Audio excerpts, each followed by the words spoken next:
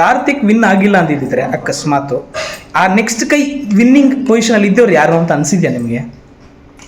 ಅಕಸ್ಮಾತ್ ಕಾರ್ತಿಕ್ ಇಲ್ಲ ಶೋಲೇ ಇಲ್ಲ, ನಿಮ್ಗೆ ಯಾರು ಇರ್ಬೇಕಿತ್ತು ಅನ್ಸುತ್ತೆ? ವಿನಯ್. ಆಬ್ವಿಯಸ್ಲಿ ನನಗೆ ನಿಮ್ಮ ಮತ್ತೆ ವಿನಯ್ ಫ್ರೆಂಡ್ಶಿಪ್ ತುಂಬಾನೇ ಇಷ್ಟ ಆಯಿತು ನನಗೆ. ಯಾಕಂದ್ರೆ ಎಷ್ಟೇ ಜಗಳ ಆಡಿದ್ರು ಕೂಡ ಎಷ್ಟೇ ಫ್ರೆಂಡ್ಶಿಪ್ ಆದ್ರೂ ಹೋಗಲ್ಲ ಮಾತಾಡಬೇಡ ಅನ್ನೋರು ಜಾಸ್ತಿ ಈ ಕಾಲದಲ್ಲಿ. ಬಟ್ ಸ್ಟಿಲ್ ಆ ಒಂದು ಟಾಸ್ಕ್ ಅಂತ ಆದ್ಮೇಲೆ ನೀವೊಂದು ಕೈ ಹಿಂಗ್ ಮಿಲಾಯಿಸಿ ಒಂದು ಆಡ್ತೀರ ಗೊತ್ತಾ, ದಟ್ ಶೋಸ್ ಅ ಫ್ರೆಂಡ್ಶಿಪ್. ಅವ್ರ ಬಗ್ಗೆ ಒಂದು ಮಾತು ಅಲ್ಲ, ನಾವು ಪಕ್ಕದಲ್ಲಿ ನಿಂತ್ಕೊಂಡು ಅಂದ್ರೆ ಫಸ್ಟ್ ವೀಕ್ ನಾವು ಅದೇ ಮಾತಾಡ್ಕೊಂಡಿದ್ದು ಏನೇ ಆದ್ರೂ ಸುದೀಪ್ ಸರ್ ಎರಡು ಕೈಗಳಲ್ಲಿ ನಂದೊಂದು ಕೈ ನಿನ್ನೊಂದು ಕೈ ಹಾಕಿರ್ಬೇಕು ಅಂತ ಫಸ್ಟ್ ವೀಕ್ ಮಾತಾಡ್ಕೊಂಡಿದ್ದು. ಅದೇನು ಪಕ್ಕದಲ್ಲೇ ಆಟ ಆಡ್ಕೊಂಡು ಹೋಗ್ಬೇಕು, ಜೊತೆ ಫ್ರೆಂಡ್ಸ್ ಆಗಿದ್ದೆ ಆಟ ಆಡ್ಬೇಕು ಅಂತೇನಿಲ್ಲ. ಎದುರುಗಡೆ ಕಾಂಪಿಟೇಟರ್ ಆಗಿದ್ದು ಟಕ್ಕರ್ ಕೊಟ್ಕೊಂಡು ಆಡ್ಬೇಕು ಅನ್ನೋದಿದ್ದು.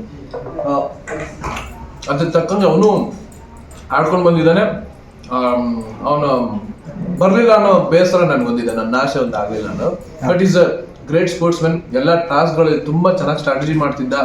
ಅಂಡ್ ಅವ್ನ ಗೇಮ್ ಪ್ಲಾನ್ ತುಂಬಾ ಚೆನ್ನಾಗಿದೆ.